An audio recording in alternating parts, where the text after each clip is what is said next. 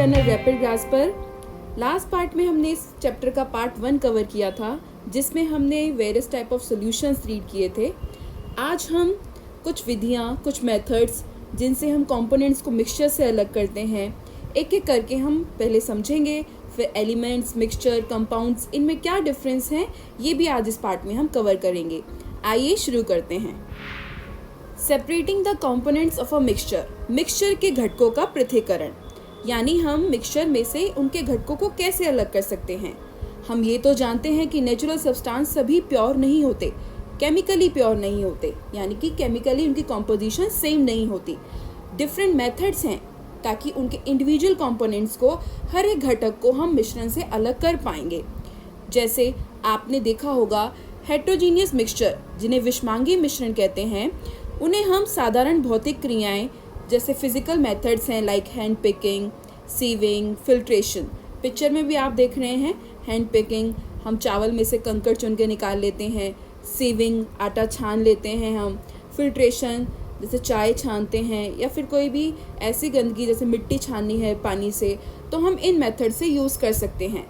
लेकिन इनके अलावा भी कुछ और स्पेशल टेक्निक्स हैं जिनसे हम कंपोनेंट्स को सेपरेट करेंगे फ्रॉम मिक्सचर। आइए हम समझते हैं। First is how can we obtain colour component from blue और ब्लैक इंक, यानी एक डाई जो होती है, शाई जिसे हम कहते हैं, क्या उसमें एक ही कलर होता है? उसमें अगर उसके 2-3 कलर का मिक्सचर है वो डाई, तो हम कैसे उनके हर कंपोनेंट को अलग करेंगे? रंग वाले घटक में से कैसे नीले या काले रंग की शाई को हम अलग कर सकते हैं? इसके लिए हमने एक एक्टिविटी से कर समझेंगे।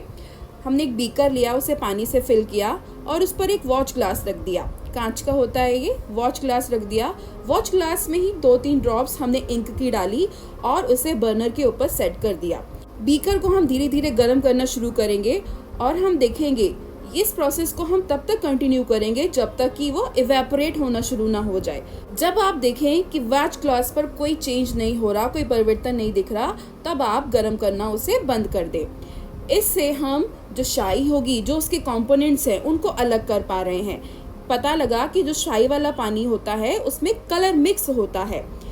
इस मेथड से, जिसे हम इवेपोरेशन, वाष्पीकरण कह रहे हैं, ये मेथड हम तब यूज़ करते हैं जब हमें सॉल्वेंट में से सोल्यूट को अलग करना हो। इस मेथड को इवेपोरेशन कहते हैं, वाष्पीकरण विधि। इसी विधि से समुद्री जल से जो नमक अलग करते हैं, सॉल्ट फ्रॉम सी वाटर, वो भी इवेपोरेशन मेथड से ही अलग किया जाता है। Next, how can we separate cream from milk, दूध से क्रीम को कैसे अलग कर सकते हैं? आजकल हम देखते हैं मार्केट में अलग अलग टाइप की वैरायटीज़ हैं मिल्क की, जैसे फुल क्रीम दूध, टोन दूध, डबल टोन दूध, काउ मिल्क, और भी वेरियस वैरायटीज़ हैं। और in various varieties of milk में डिफरेंट अमाउंट ऑफ फैट है, यानी वसा की मात्रा भी इन हर दूध में अलग अलग होती है। इसमें हमने समझना है कि क्रीम को कैसे अलग करेंगे दूध से। क्या आपने कभी मम्मी को मक्खन बनाते हुए देखा है दूध से? हाँ जी, मिक्सी से, चर्नर से। ये वही मेथड है, इसका नाम है सेंट्रीफ्यूगेशन, अपकेंद्रीकरण विधि। इसमें हम क्या करते हैं, जो भी मिक्सचर जिससे हमें उस चीज़ को अलग करना है, लाइक हमें दूध से क्रीम अलग करनी है, तो हम उसे बड़ी तेज़ी से घुमा देंगे। आप मशीन देख रहे हैं, जिसे सेंट्रीफ्यूगेशन मशीन कहते हैं। इसमें बड़ी तेज़ी से उस कंपोनेंट को, उस मिक्सचर को घुमा दिया जाता है। और ये मेथड उसके लिए यूज़ किया जाता है जब सॉलिड पार्टिकल्स लिक्विड में बहुत छोटे होते हैं, क्योंकि फिल्टर पेपर से तो उनको अलग नहीं कर सकते। अगर हम छानेंगे तो वो ठोस के कण जो होंगे वो तो ठन जाएंगे, वो बहुत छोटे हैं। तो ऐसे कणों को हम फिल्ट्रेशन विधि से जिन्हें अलग ना कर सकें, उनके लिए हम सेंट्रीफ्यूगेशन मेथड, अपकेंद्रीकरण विधि अपनाते हैं। दूध में से क्रीम, यही मेथड है। चाहे आप लेबोरेटरीज़ में जो खून या यूरिन टेस्ट होते हैं, वहाँ भी यही मेथड यूज़ होता है। वॉशिंग मशीन्स में जहाँ हमें कपड़े सुखाने होते हैं, वाटर स्क्वीज़ करना होता है वेट क्लॉथ से जल को निचोड़ने के लिए, वहाँ भी यही मेथड यूज़ होता है। इसमें क्या होता है कि पार्टिकल्स जो होते हैं बड़ी तेज़ी से घूमते हैं, और जो डेंसर पार्टिकल्स होते हैं, जो भारी कण होते हैं, वो नीचे बैठ जाते हैं, और लाइटर पार्टिकल्स ऊपर की ओर आ जाते हैं जब तेज़ी से घुमाया जाता है। तो इस तरह से हम क्रीम को दूध से अलग कर लेते हैं। क्रीम डेंस होती है, वो ऊपर आ जाती है, और दूध हल्का होने के कारण पानी के रूप में नीचे बैठ जाता है। तो ये है सेंट्रीफ्यूगेशन मेथड, अपकेंद्रीकरण विधि। Next method, how can we separate a mixture of two immiscible liquids, यानी दो अघुलनशील द्रव जो आपस में ना घुलें, ऐसे द्रवों को हम कैसे अलग कर सकते हैं। क्या कभी गलती से आपसे पानी में तेल डला है? नहीं? तो आइए इसे भी हम कैसे अलग कर सकते हैं समझते हैं। इसके लिए हमने एक एक्टिविटी जिसमें केरोसिन ऑयल, मिट्टी का तेल और पानी, इसका मिक्सचर बनाया है। इस मेथड का नाम है सेपरेटिंग फनल, पृथक्करण की। ये हम आसानी से घर में भी बना सकते हैं। जैसे कि आप देख रहे हैं, इसमें लेयर्स बनी हुई हैं, ऑयल ऊपर है और वाटर नीचे है। सेपरेटिंग फनल में जब ये मिक्सचर डाला जाता है ऑयल एंड वाटर का, तो क्योंकि दो इमिसिबल लिक्विड हैं, आपस में नहीं घुल रहे हैं, ऑयल हल्का होता है, डेंसिटी हल्की होती है, घनत्व कम होता है, तो ऑयल पानी के ऊपर तैरता हुआ दिखता है। इसका प्रिंसिपल भी यही है कि आपस में नहीं मिलने वाले द्रव अपनी डेंसिटी के अकॉर्डिंग विभिन्न लेयर्स में अलग अलग हो जाते हैं। ऑयल हल्का है, वाटर भारी है, ऑयल पानी के ऊपर तैरता हुआ नजर आता है और स्टॉप कॉक से नीचे जो लगा हुआ है, इस कॉक को हम घुमाते रहते हैं। जब वाटर पूरा लेयर नीचे तक आ जाएगा, वाटर स्टॉप कॉक तक आ जाके खत्म हो जाएगी लेयर, तो ऑयल को हम ऊपर से सेपरेट कर लेंगे। तो इस तरीके से सेपरेटिंग फनल मेथड यूज किया जाता है। ये मेथड चाहे ऑयल को वाटर से अलग करना हो, तेल और जल के मिश्रण को अलग करना हो, या फिर जो आयरन को हम उसके ओर से उसको धातु शोधन के दौरान हम अलग करते हैं उसकी गंदगी को, वो भी हम इसी मेथड से यूज़ करते हैं। जो गंदगी होती है, स्लैग होता है, वो ऊपर रह जाता है, और जो फर्नेस होती है, भट्टी होती है, उसमें नीची सतह पर पिघला हुआ लोहा बच जाता है, नीचे से पिघला हुआ लोहा अलग हो जाता है और ऊपर से उसका स्लैग, जो भी धातु की गंदगी होती है, वो ऊपर से हटा लेते हैं। तो इस मेथड का नाम है सेपरेटिंग फनल, पृथक्करण की। Next, how can we separate a mixture of salt and camphor, नमक और कपूर के मिश्रण को कैसे अलग कर सकते हैं। इसके लिए चैप्टर 1 में हमने एक प्रोसेस रीड की थी, सब्लिमेशन, उधर्पातन विधि। उधर्पातन विधि में क्या होता है, ठोस सीधा गैस में परिवर्तित हो जाता है, सॉलिड डायरेक्टली गैस में चेंज हो जाता है, और इस तरीके से हम उस कंपोनेंट को अलग कर सकते हैं ऑन हीटिंग, गर्म करने पर। इसमें भी नमक और कपूर जो है वो सब्लाइम मटेरियल है, उधर्पातित हो सकता है, वो सीधा ठोस से गैस बन जाएगा गर्म होने पर, और नमक उससे हम अलग कर लेंगे। आप सेटअप देख रहे हैं, इस तरीके से इन्वर्टेड फनल, एक फनल उल्टी करके हम लगाते हैं। हमने mixture of camphor and salt China dish में लिया, बर्नर के ऊपर उसे सेट किया और ऊपर कॉटन प्लग लगा दी, कॉटन रुई का एक छोटा सा टुकड़ा लगा दिया, ताकि जो वाष्प होगी, जो वेपर्स होंगी, वो बाहर ना निकल जाएं। इस तरीके से कॉटन प्लग को सेट कर दिया। जब गर्म करेंगे तो जो कैम्फर होगा, कपूर होगा, वो सीधा ठोस से गैस बनेगा, और गैस बनते बनते वो फनल की ही अंदर की साइड जमा होता जाएगा, क्योंकि वेपर्स होंगी, कंडेंस हो जाएंगी, बाहर तो निकल नहीं सकती, और वो साइड पे, फनल के साइड पे वेपराइज होके जम जाएगा। इस तरीके से नमक नीचे ही बैठा रह जाएगा चाइना डिश में, और वेपर्स के फॉर्म में कपूर हम अलग कर पाएंगे।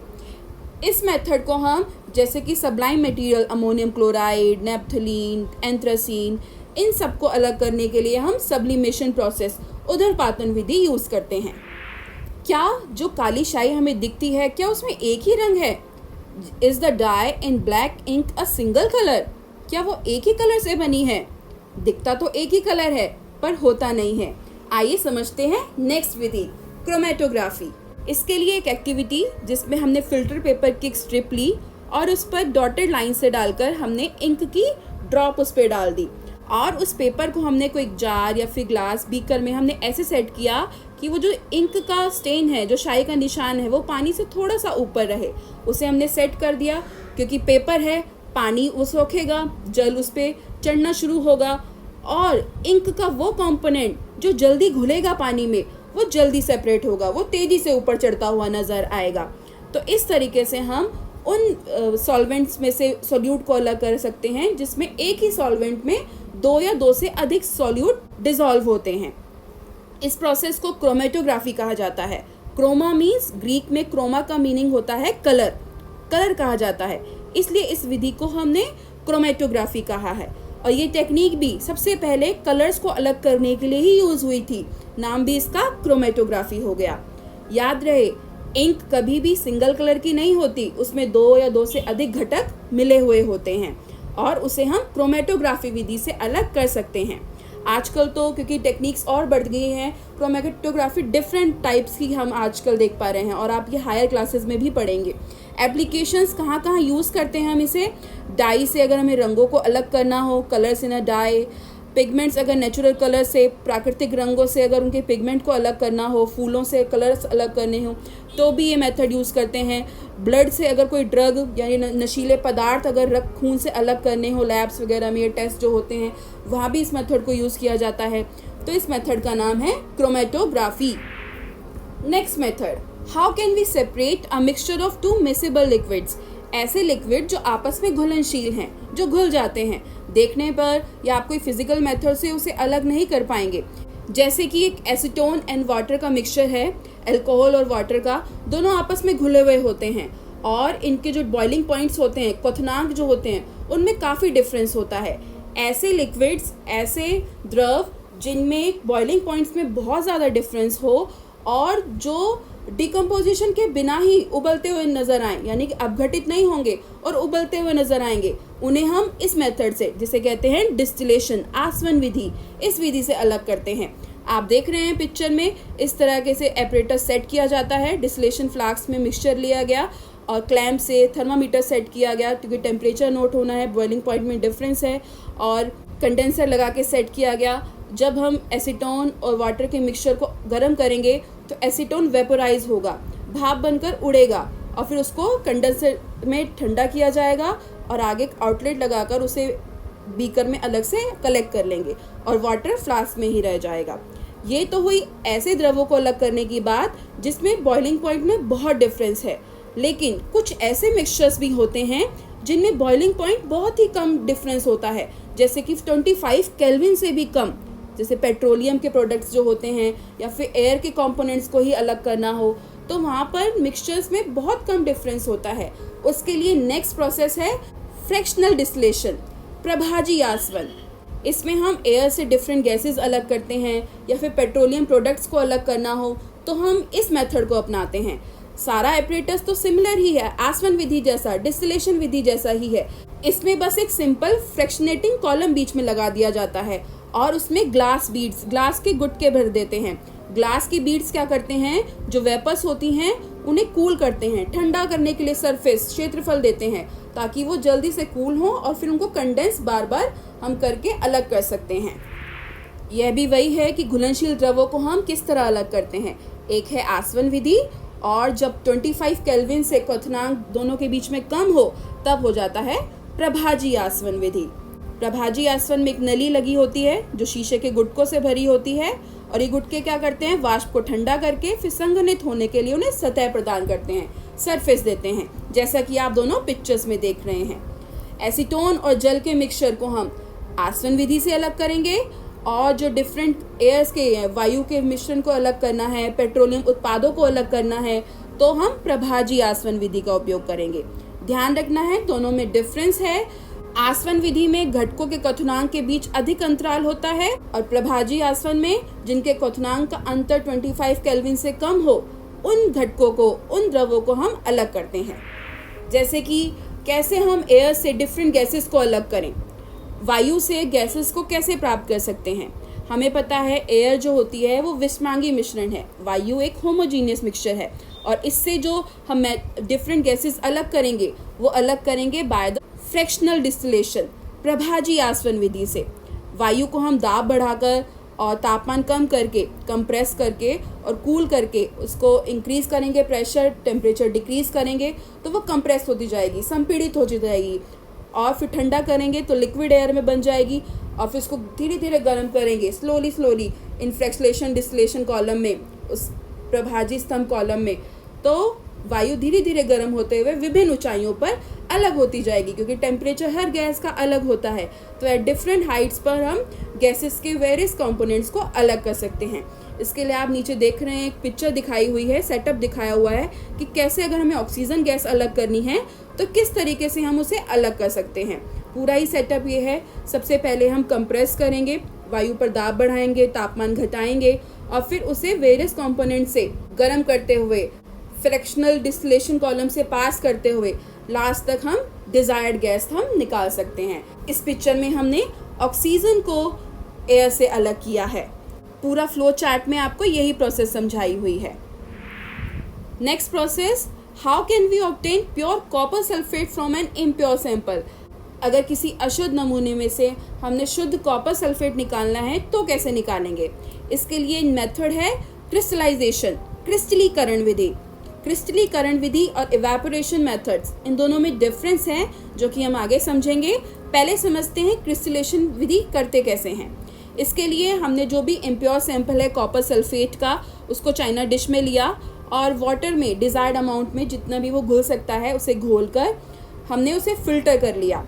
फ़िल्टर करने पर क्या हुआ कि जो इम्प्योरिटीज़ हैं वो फ़िल्टर हो जाएंगी, लेकिन सारी नहीं होंगी क्योंकि कुछ इम्प्योरिटीज़ डिसॉल्व होती हैं सॉल्यूशन में ही। इवेपोरेशन से पानी वेपरेट हो जाएगा और कॉपर सल्फेट का सॉल्यूशन में कॉपर सल्फेट के जो क्रिस्टल्स होंगे वो नीचे ही चाइना डिश में लेफ्ट ओवर हो जाएंगे, बच जाएंगे। फिर इस सॉल्यूशन को हमने क्या करना है, इसे फिल्टर पेपर पे रखकर उन क्रिस्टल्स में से पानी हमने सोख लेना है। रूम टेम्परेचर पे भी इसे फिर ठंडा होने के लिए छोड़ दें ताकि ये सूख जाए। और फिर आप जब देखेंगे उस फिल्टर पेपर में वो जो क्रिस्टल्स होंगे वो कॉपर सल्फेट के प्योर क्रिस्टल्स होंगे। इस प्रोसेस को हम कहते हैं क्रिस्टलाइजेशन, क्रिस्टलीकरण विधि। क्रिस्टलीकरण विधि को हम ठोस पदार्थों को शुद्ध करने में उपयोग करते हैं। जैसे समुद्री जल से जो हम नमक प्राप्त करते हैं उसमें बहुत सारी इम्प्योरिटीज़ हो सकती हैं, बहुत सारी अशुद्धियाँ हो सकती हैं। इवेपोरेशन से वो इम्प्योरिटीज़ अलग नहीं होती, तो हमें नेक्स्ट प्रोसेस क्रिस्टलाइजेशन करना पड़ता है। क्रिस्टलाइजेशन बेटर है इवेपोरेशन से। क्यों? क्योंकि कुछ जो सॉलिड्स होते हैं, कुछ ठोस जो विघटित हो जाते हैं, जैसे चीनी को हम गर्म करें तो वो चायड हो जाती है, झुलस जाती है। ऐसी इम्प्योरिटीज़ को भी हम क्रिस्टलाइजेशन से अलग कर सकते हैं। कुछ इम्प्योरिटीज़ जो होती हैं फिल्ट्रेशन के बाद भी सॉल्यूशन में रह जाती हैं, विलायक में बनी रहती हैं, तो उन अशुद्धियों को भी हम क्रिस्टलाइजेशन विधि से दूर कर सकते हैं। इसके अनुप्रयोग एप्लीकेशंस समुद्री जल से नमक को शुद्ध करने में, और जो एलम फिटकरी होती है उसको भी प्योर करने में, उसके इम्प्योर सैंपल से निकालने में, फिटकरी को भी प्योर करने में क्रिस्टलाइजेशन मेथड यूज़ किया जाता है। नेक्स्ट, हमारे घरों में जो ड्रिंकिंग वाटर होता है उसकी सप्लाई कैसे आती है, उसका एक फ्लो डायग्राम हमें यहाँ दिखाया गया है, जहाँ आप समझ सकते हैं वेरियस प्रोसेसेस अपनाई जाती हैं वाटर प्लांट से लेकर हमारे घरों तक की सप्लाई के लिए। जैसे रिजर्वायर है, जल भंडार है, वहाँ से पाइपों द्वारा पानी को फिर सेडिमेंटेशन टैंक में, तलहट टैंक में, जहाँ पर क्या होता है जो इम्प्योरिटीज़ होती हैं, बड़ी बड़ी गंदगी जो होती है वो सेटल डाउन हो जाती है और फिर आगे की स्टेज पर उस बचे हुए पानी को फिर आगे भेजा जाता है। नेक्स्ट इज़ लोडिंग टैंक, भारण टैंक। भारण में क्या होता है, जो सस्पेंडेड इम्प्योरिटीज़ होती हैं, जो भी निलंबित हैं, हमने सस्पेंशन समझा था, सस्पेंडेड इम्प्योरिटीज़ जो हैं, तो उसको यहाँ पे फिर सेडिमेंट करने के लिए उसको भारण विधि लोड किया जाता है और फिर आगे की ओर आगे टैंक में भेज देते हैं। अगला टैंक है फिल्ट्रेशन टैंक, छानन टैंक। इसमें water, fine sand, gravel, course gravel, अलग अलग स्तर बनाए जाते हैं जिससे पानी को पास किया जाता है और वो जो इम्प्योरिटीज़ होती हैं वो हर लेवल पे अलग होती चली जाती हैं। नेक्स्ट इज क्लोरीनेशन करते हैं ताकि बैक्टीरिया, जीवाणु जो होते हैं बैक्टीरिया, वो मर जाएं। क्लोरीनेशन विधि, क्लोरीन डाली जाती है पानी में और फिर वो पाइपलाइंस के थ्रू हमारे घरों तक आता है। तो इस तरीके से सप्लाई की जाती है ड्रिंकिंग वाटर हमारे घरों तक। फिजिकल एंड केमिकल चेंजेस, भौतिक और रासायनिक परिवर्तन। भौतिक गुण वो होते हैं जिन्हें हम देखकर, टच करके पहचान सकते हैं, जैसे किसी सब्सटेंस का कलर, उसकी hardness, rigidity, fluidity, density, melting point, boiling point, ये सब फिजिकल प्रॉपर्टीज़ हैं। भौतिक गुण जैसे कि रंग, कठोरता, दृढ़ता, बहाव, घनत्व, द्रवणांक, कथनांक, ये सब भौतिक गुण हैं क्योंकि इन्हें अवलोकन या फिर छूकर हम वर्णन कर सकते हैं। जब भी कभी भी ये गुण आपस में बदलते हैं, यानी कि किसी का रंग, किसी कठोरता जब इंटरचेंज होती है तो वो फिजिकल चेंज होते हैं क्योंकि उसमें कोई केमिकल चेंज नहीं होता। जैसे एग्जांपल, हम आटा गूंथते हैं फिर उसकी लोई बनाते हैं तो एक फिजिकल चेंज है क्योंकि लोई भी आटा ही है। या फिर बर्फ़ पिघलती है, बर्फ़, पानी भी बर्फ़ का ही एक रूप है, तो ये भी फिजिकल चेंज है। पेंसिल टूट जाए, पेपर फट जाए, या फिर आप पानी में चीनी घोलो, नमक घोलो, तो ये सभी फिजिकल चेंज हैं क्योंकि इससे कोई केमिकल चेंज नहीं हो रहा, उनके रासायनिक गुणों पर कोई प्रभाव नहीं पड़ रहा, वो अभी भी रासायनिक रूप से समान ही हैं, केमिकली सेम हैं, therefore they are known as physical change. कोई न्यू सब्सटेंस फॉर्म नहीं हो रहा, कोई नया पदार्थ नहीं बन रहा, इसलिए ये भौतिक परिवर्तन है।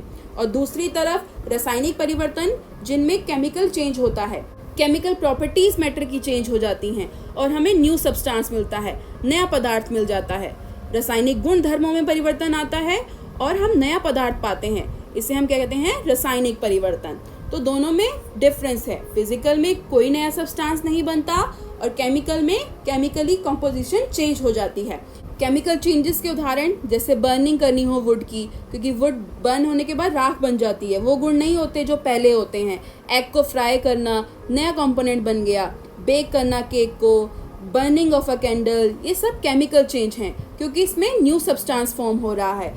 और आपको जानकर हैरानी होगी कि बर्निंग ऑफ कैंडल में दोनों चेंज दिखते हैं, फिजिकल भी और केमिकल भी।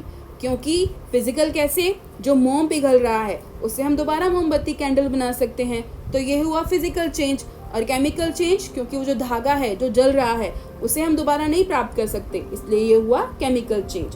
तो आप समझे भौतिक और रासायनिक परिवर्तन। आइए अब समझते हैं शुद्ध पदार्थों के क्या प्रकार होते हैं। What are the types of pure substances? Chemical composition के बेस पर हम सब्सटेंस को एलिमेंट्स या फिर कंपाउंड्स दो कैटेगरी में कैटेगराइज करते हैं। हम दो वर्ग बनाते हैं, तत्व या यौगिक।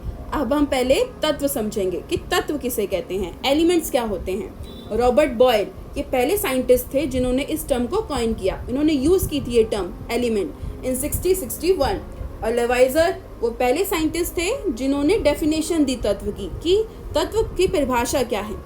लेवाइजर ने कहा कि तत्व वह होता है जिसे रासायनिक प्रतिक्रिया द्वारा अन्य सरल पदार्थों में हम और बांट नहीं सकते, विभाजित नहीं कर सकते। यानी कि मैटर की वो बेसिक फॉर्म जिसे और सिंपल सब्सटेंस में ब्रोकन डाउन नहीं किया जा सके कोई भी केमिकल रिएक्शन यूज करके, उसे हम कहते हैं एलिमेंट। यानी एलिमेंट सबसे सिंपलेस्ट और बेसिक फॉर्म होती है मैटर की। एलिमेंट्स को हम 3 ग्रुप्स में डिवाइड करते हैं, मेटल्स, नॉन मेटल्स और मेटलॉइड्स। धातु, अधातु और उपधातु। मेटल्स, धातुएं, ये तो हम जानते ही हैं क्योंकि क्लास 8th में ये हमने चैप्टर रीड किया था, धातु और अधातु। धातु क्या होती हैं? चमकदार होती हैं, चमकीली होती हैं, लस्टर होता है, जैसे चांदी सफ़ेद होती है, सोने की तरह पीला रंग, या फिर लोहा काला होता है, तो ये चमक होती है मेटल्स में। दूसरा, they conduct heat and electricity, वो ताप और विद्युत की सुचालक होती हैं, उनमें से हीट एंड इलेक्ट्रिसिटी पास कर जाती है। दे आर डक्टाइल, तन्ने होती हैं, उनको तार के रूप में खींचा जा सकता है। They can be drawn into wires. They are malleable, they can be hammered into thin sheets, आघातवर्धीय होती हैं क्योंकि उनको पीट कर हम महीन महीन चादरें बना सकते हैं, जैसे आपने सिल्वर की चादरें, टीन की चादरें देखी होंगी। तो ये धातुओं का गुण है। दे आर सोनोरस, क्योंकि जब उनको हिट किया जाता है तो उनमें से रिंगिंग साउंड आता है, बजती हैं ये।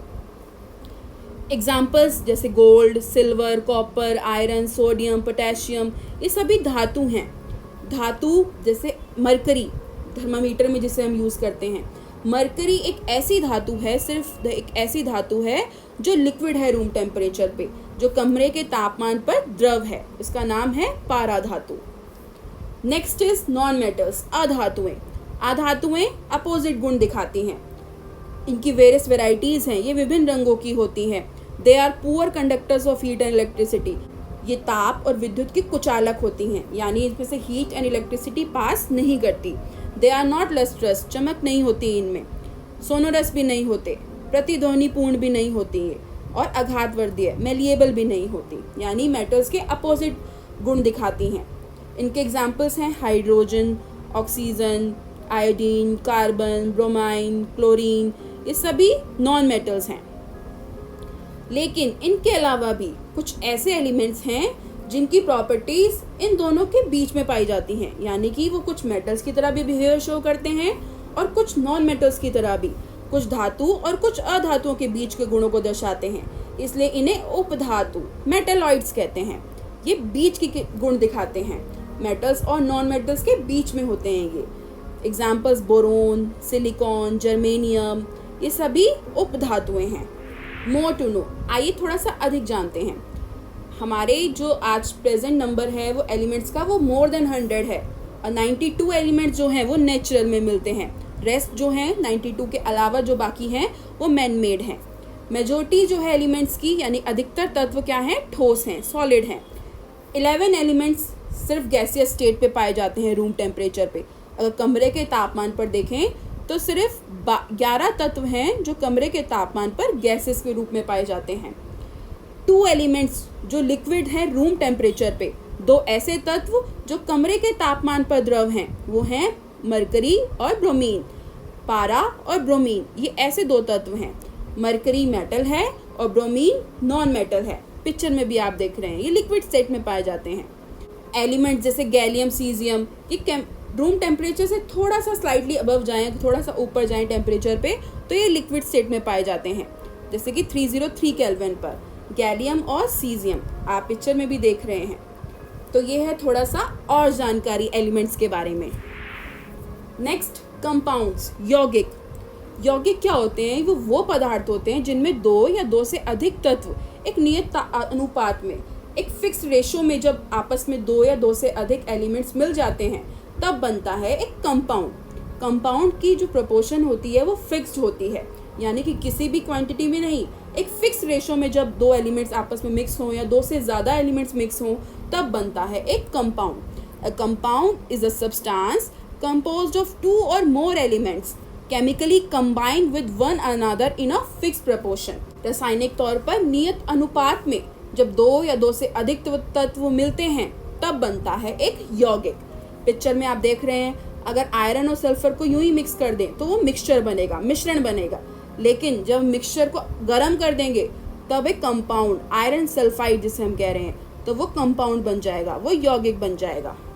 आइए अब हम एक टेबल से मिक्सचर और कंपाउंड्स के बीच में डिफरेंस समझते हैं। मिश्रण और यौगिक। मिश्रण, मिक्सचर्स क्या होते हैं?